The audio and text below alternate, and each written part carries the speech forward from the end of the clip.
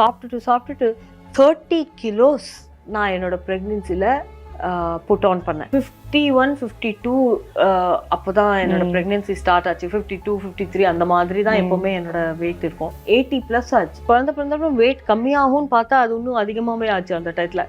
அப்போ தான் எனக்கு வந்து ஓ மை காட் இது என்ன ஆச்சு அப்படின்னு தோணிது. அப்புறம் எனக்கு எப்போவுமே ஒரு நல்ல விஷயம் நானே என்னை பற்றி நான் ரெக்கக்னைஸ் பண்ணிட்டேன். அது என்னென்னா ஒரு டிட்டர்மினேஷன், ஒரு கிரிட்டு எல்லாத்துலேயுமே நான் அதை பண்ணணும்னு நினச்சா அதை பண்ணுவேன். ஸோ நான் வந்து வெயிட் போட நான் ஒரு 4-5 ட்ரெஸ்ஸு தான் ப்ரெக்னென்சியில் வாங்கினேன் எக்ஸ்ட்ரா அந்த வெயிட்டுக்கு. அதுக்கு பாக்கி என்னோட கபோர்டில் இருக்கிற எல்லா க்ளோத்ஸும் அப்படியே இருந்தது. ஒரு கோனையில் மட்டும் ஒரு 4 ட்ரெஸ்ஸு ப்ரெக்னென்சியில் போட்டுக்கிறதுக்கு. நான் அதெல்லாம் ஒதுக்கிட்டு இல்லை அதெல்லாம் எடுத்துகிட்டு வேறு ட்ரெஸ்ஸு வாங்கி மாட்டல. ஏன்னா இந்த வெயிட்டெல்லாம் குறைச்சிட்டு நான் அதே ட்ரெஸ்ஸில் போகணும் அப்படின்னு தான் என்னோடய டிட்டர்மினேஷன்.